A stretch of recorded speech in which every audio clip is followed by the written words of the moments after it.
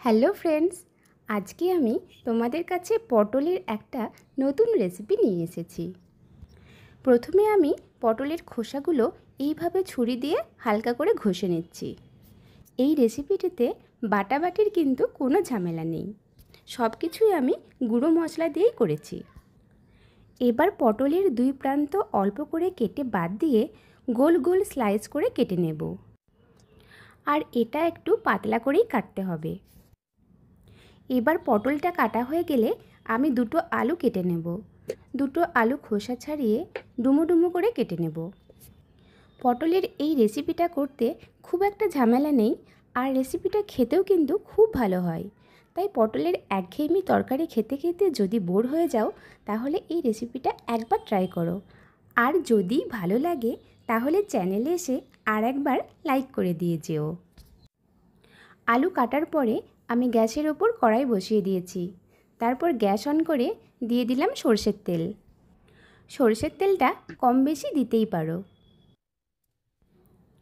এবার ফোড়নে দিলাম তেজপাতা, শুকনো লঙ্কা আর পাঁচফোড়ন। এবার দিয়ে দিলাম একটা পেঁয়াজ কুচি। এখানে আমি আদা বা রসুন কোনোটাই ইউজ করিনি। পেঁয়াজটা চাইলে তোমরা স্কিপও করতে পারো, তবে পেঁয়াজটা দিলে টেস্টটা একটু বেটার হয়। পেঁয়াজটা হালকা করে ভাজা হলে ওর মধ্যে আলুর টুকরোগুলো দিয়ে একটু নাড়াচাড়া করে নিতে হবে। এবার দিয়ে দেব কেটে রাখা পটল। পটল দেওয়ার পরে গ্যাসের ফ্লেমটা লো টু মিডিয়ামে রেখে 5 মিনিট মতো নাড়াচাড়া করতে হবে। এবার এতে দিয়ে দেব পরিমাণ মতো লবণ, হাফ চামচ হলুদ গুঁড়ো আর হাফ চামচ কাশ্মীরি লঙ্কা গুঁড়ো।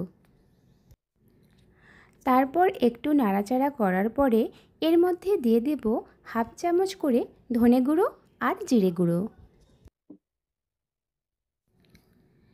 এবার মশলাগুলোর সাথে আলু আর পটল খুব ভালো করে মিশিয়ে নেব। গ্যাসের ফ্লেমটা একদম কমিয়ে দিয়ে 5 মিনিট মতো একটু নাড়াচাড়া করে নেব।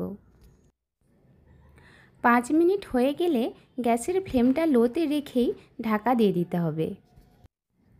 যতক্ষণ না আলু আর পটলটা সেদ্ধ হচ্ছে ততক্ষণ এইভাবে ঢাকা দিয়েই রান্না করতে হবে। আর মাঝে মাঝে একটু নেড়ে নিতে হবে যাতে কড়াইতে না লেগে যায়। তবে হ্যাঁ, যদি দেখেন কোনো কারণে কড়াইতে লেগে যাচ্ছে তাহলে খুব সামান্য পরিমাণে জল দিতে পারেন। এবার আলু আর পটল খুব ভালো করে সেদ্ধ হয়ে গেলে একটা ম্যাশার দিয়ে হালকা করে ম্যাশ করে নেব। তারপর সব কিছু খুব ভালো করে একটু মিশিয়ে নেব। এখনও পর্যন্ত রেসিপিটা খুবই সিম্পল, তবে এর মধ্যেই আছে একটা টুইস্ট। আমি এখানে ইউজ করব একটা কাঁচা ডিম। ডিমটাকে এইভাবে ফাটিয়ে কড়াইতে দিয়ে দেব। তারপর ডিমের ওপর সামান্য লবণ দিয়ে আলু আর পটলের সাথে খুব ভালো করে মিশিয়ে নেব। এখন আমি গ্যাসের ফ্লেমটা মিডিয়ামে রেখেছি। এখন সামান্য পরিমাণ চিনি দিয়ে আমি আবারও ভালো করে মিশিয়ে নেব। তোমরা হয়তো অনেকেই ভাববে কাঁচা ডিম দিলে ডিমের একটা আঁশটে গন্ধ থেকে যাবে, কিন্তু কখনোই এই রেসিপিটাতে ডিমের গন্ধ থাকবে না। এবার দিয়ে দেব রোস্টেড চিনেবাদাম। এই ডিম দেওয়ার কারণে রেসিপিটার টেস্টটা কিন্তু দ্বিগুণ হয়ে যায়। এবার সব কিছু ভালো করে মিশিয়ে নেওয়ার পরে এর মধ্যে দিয়ে দেব হাফ চামচ গরম মশলা গুঁড়ো। তারপর সেটা ভালো করে মিশিয়ে নিয়ে গ্যাস বন্ধ করে 5 মিনিট মতো ঢাকা দিয়ে রাখলেই তৈরি হয়ে গেল আজকের নতুন পটলের রেসিপি।